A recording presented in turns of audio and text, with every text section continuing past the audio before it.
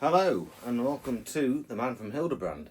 Um, it For the social media lot, it may seem a while since I've been around, uh, but I did actually do a video a few weeks ago, which I decided not to publish on the social media because I found that it might have been a bit too controversial.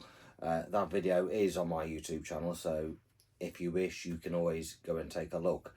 I can assure you that this episode will not be controversial. But yeah, so basically, the last episode, I was just kind of, asking, the question on why are we seem to be, why is the media seems to be so fixated on having a Black James Bond, and what would the series actually benefit from having a Black James Bond? So I've, expressed my thoughts on that. But so that is on the, Man from Hildebrand channel. So please feel free to go and have a look on that. If you agree, brilliant. If you disagree, that is also brilliant. But yes, so today it's going to be a quick kind of, I say quick, probably kind of a news, news in Bond kind of thing. So anything new? No. Apart from it's just more bullshit. I mean, yeah, the media seem to be very good at just picking up certain things and just elaborating on it and then creating clickbait articles. So yeah, I mean, there's been articles out there, clickbait shit, stating that Christopher Nolan's directing Bond 26. Again, it's bullshit. Nothing has been confirmed. For Christopher Nolan to show interest in Bond, it's actually old news. I think probably when he was promoting Oppenheimer, he said, yeah, he's a massive Bond fan and he would like to, direct a Bond film. But at the time, the chances were very kind of low because Christopher Nolan would no doubt would have wanted full control because he's basically got his own production company. Obviously, at the time, I don't think that would have kind of worked with Eon. However, with the recent revelations of Amazon now taking creative control, there is probably a little bit more of a chance of that happening, because what you've got to realise is that Amazon would still have to employ a production company, excuse me, to make the Bond films. I mean, it'd be quite ironic, really, if they actually turned around to Eon and says, "Well, Ashley, can you make this film for us?" So yeah, so there is probably more of a better chance for Nolan to do a Bond film, and quite frankly, I would absolutely love it because I absolutely love Nolan. I love his films. I think his Dark Knight trilogy is absolutely fantastic, and he is a Bond fan. He paid tribute to Her Majesty's Secret Service in Inception. He did Tenet, which the critics said was kind of Bond on acid, and even Sam Mendes kind of openly admitted that The Dark Knight was kind of inspiration for Skyfall. I mean, there is a video on YouTube where there's certain scenes of Dark Knight played side by side with certain scenes from Skyfall, and yeah, you can kind of see the similarities and the comparisons. So it's no secret that Nolan is a Bond fan. For him to direct a Bond film, I would absolutely love. And quite frankly, if he was to direct Bond 26, I think that would be a huge. Well, I think that would be a great move for Amazon. It would probably put a lot of us fans at ease, thinking, okay, it's definitely in good hands. But obviously, now whether or not Nolan would do one or he would do several, I don't know. But yeah, that would be interesting for if Nolan did do a Bond film. But yeah, I mean when he first said it, a couple of years ago, it was probably very low chance. Now there's probably a little bit more of a better chance for him to do it. I'm sure he would have probably have had an idea of what he wants to do. It'll probably be a little bit different. I mean, a lot of his films are very good at kind of time jumping and going from different perspectives. Dunkirk and Interstellar. That's, you know, quite a good example of sort of jumping time. Or you get a film like Inception, which is just a total headfuck, or you get something really dark and gritty like Batman. However, I really, really, really do believe that I think Bale and Nolan will return in the future to do another trilogy of Batman films. I really do believe that. Because I felt that with Bale as Batman, I don't think that kind of, I mean, it was kind of, you know, The Dark Knight Rises, it was kind of left to be carried on. And I think they will come back and, you know, sort of carry that on. So yeah, Nolan for a Bond 26 or any future Bond film, I'm definitely up for.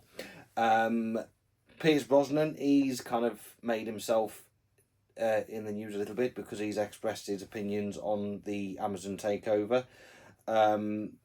You know, yes, he said that if they asked him to come back, he would jump at the chance, but he does feel that it should be given to somebody else, which is fair enough. I mean, a lot of fans have been saying that Pierce Brosnan should come back and do, you know, one last one as kind of Bond out of retirement. I kind of feel that that retirement angle is very too similar to No Time to Die. I mean, Pierce Brosnan. I mean, I mean, even fans have said, you know, he could come back in an alternative universe and play M. Personally, I don't think that wouldn't quite sit down with me. I mean, yeah, Pierce. I mean, Pierce is my Bond. He was the Bond I grew up with. I, you know, absolutely loved him as Bond, and unfortunately, he was, I think, unfairly mistreated. You know, he kind of had a bit of a, you know, I mean, obviously, he was on the verge of playing Bond back in 1987. His contract for Remington Steele renewed. He had to pull out.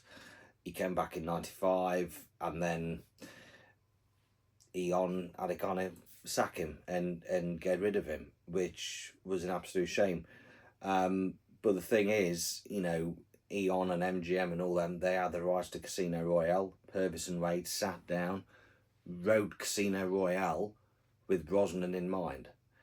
Brosnan wanted too much money, and Eon and the studios had just had to say no. That's the truth. That is the reason why they had to sort of go elsewhere, because they just didn't want to pay however much Brosnan was asking. I mean, it was a real shame because Brosnan loved being Bond, and you know, Daniel Craig didn't really like to play Bond, and I think if Brosnan had carried on, he would have been kind of very similar to Roger Moore in the sense that he would have probably become the ambassador for the franchise. I mean, I've always said it that if Pierce was Bond, you know, carried on from Die Another Day, and then right up to 2012 with Skyfall could have been Brosnan's last film. And I personally don't think that you would have to have changed Skyfall. I think if you get Brosnan's sort of face planted onto Daniel Craig's body for Skyfall, it would have worked perfectly, because with Skyfall, you had that sub-theme of, you know, Bond, you know, is he too old to carry on? At the time, Brosnan would have been in his 50s. It would have been 10 years after Die Another Day. Plus, it would have been a perfect ending to Brosnan's tenure, because, you know, Judi Dench would have died in his arms. And I think that would have been quite a powerful, touching moment. I mean, yeah, you know, we could own, I mean, obviously, you know, in an alternative universe, you could have had, you know, Brosnan come back in 2004/2005 for a film, preferably Casino Royale, bring him back in 2008 for another one, 2010, you know, he could have probably done another 3 or 4 films. But I've always kind of felt that if he stayed on till Bond till 2012, Skyfall would have been spot on, you know, would have been perfect for him. I mean, he did November Man, which I think was 2012, and that was, it also starred Olga Kurylenko, which of course was Camille from Quantum of Solace. again, I mean, November Man, brilliant film, and he still had it. You know, he still had what it, you know, what it could have been to be Bond. And I kind of watched that film in a way that was him still playing Bond in some scenes. You know, he still had it. So yeah, you know, Brosnan, for him to come back now, I just flat out don't think that's going to happen. I mean, the bloke's 71. I mean, people were losing the shit because Roger Moore was 57 in A View to a Kill. And I said, oh, you know, it's too old, blah, blah, blah. Well, you know, now Piers Brosnan's 71, 72, and yet they seem to be quite happy for him to come back as Bond. So yeah, and the thing is now, you know, social media, the Facebook, they've kind of got onto this AI shite, and again creating clickbait. I mean, the amount of times I've seen an artificial intelligence created poster for No Time to Die 2, and for fucking, you know, Piers Brosnan's, you know, The Last Directive or something, you know, Piers returns as James, you know, you know, it's been officially confirmed. As it fuck. I mean, those kind of posts should be, you know, sort of, whoever creates them, they need to be banged up and locked up, because that's kind of, sort of, I don't know, what's the word? Well, it's false information and, you know, clickbait. So yeah, it's absolutely bullshit. And also Brosnan has kind of stated that Bond should be British. You know, that the next actor should be British, which is absolutely right. So I really do hope that Amazon are taking all this on board. So yeah, I mean, again, I mean, we've had reports that Jeff Bezos is apparently a massive Bond fan. So hopefully, and I think that's what you need. You know, you need somebody who appreciates a franchise and absolutely loves it for what it is, for them to guide it into the next era. So yeah, I mean, we are still a little bit unsure, because until things are announced and until they have plans and stuff, we just don't quite know what to expect. So yeah, so that's pretty much kind of the recent gossip that, you know, in the, you know, kind of world of Bond. Now, a lot of people have been kind of wondering, since the Amazon takeover, how will that affect the merchandise? Well, I don't think it will have any great significant effect on the merchandise, because only this week it was announced that a new set of James Bond trading cards have been released. So I think that's kind of probably the first sort of biggish product since the Amazon takeover. However, back in February, Hot Toys kind of did a bit of a teaser, and I think they will be releasing a range of 1/6 scale James Bond figures. Now, Hot Toys, I'd never heard of them. I then had to quickly Google them, and I soon discovered that they're basically a kind of a range under the Sideshow toy. Now, James Bond and Sideshow toys, we know full well what they are, because back in 2002 to about 2006, 7, they gave us a fantastic range of 12-inch Bond figures.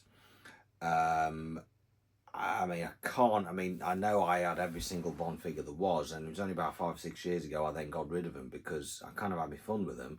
Plus, they took, well, if you kept them in the boxes, they took up I mean, they took up a whole bookcase. They, you know, were quite big boxes, and I know a lot of people who've still got them, and there is still a market out for them, because people are still collecting them, and people are still buying second-hand ones off eBay and what have you.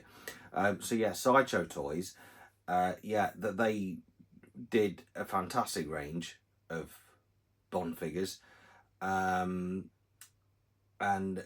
yeah, so Sideshow Toys now have got the license to do figurines. Now, these figurines under the 1/6 scale, I think they currently do quite a few Star Wars ones and probably Marvel ones, but they retail at about £200, £300. depending on how many they release, I'm definitely interested in buying them, but I would have to kind of be very selective because obviously, you know, the financial side of them, plus it's the room as well. So I've kind of decided to give myself a limit to probably having six. But when they will be announced, I don't know. But I say February, there's a bit of a teaser, just to say that they are back. And I think what will be interesting is this might be the actual first time we will get official licensed Daniel Craig figures. There is Daniel Craig figures out there, but they are not officially licensed. But this will be the first time that we will get licensed figures.